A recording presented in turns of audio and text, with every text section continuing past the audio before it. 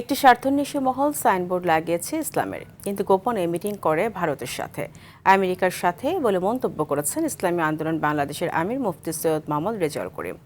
বিকেলে কারওয়ান বাজারে ঢাকা 12 আসনে নির্বাচনী জনসভায় অংশগ্রহণ করে এসব কথা বলেন তিনি। জনগণের আশা আকাঙ্ক্ষা ছিল স্বাধীনতার পরবর্তীতে সাম্যের বাংলাদেশ পাওয়ার পরিবর্তে হয়েছে দুর্নীতিতে প্রথম। দুর্নীতিবাজরা শরিয়া আইনকে ভয় পায় বলেও উল্লেখ করেন তিনি।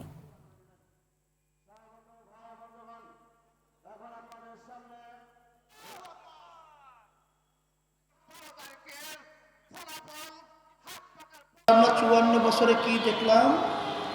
যাদের মাধ্যমে দেশ চলছিল, যারা দেশ পরিচালনা করেছিল, এদের মাধ্যমে আমরা পেয়েছি এই স্বর্ণের দেশ, সুন্দর দেশটা একবার দুইবার নয়, 5 বারের মতো তাম দুনিয়ার মধ্যে দুর্নীতির দিক থেকে, চোরের দিক থেকে ফার্স্ট হয়েছে।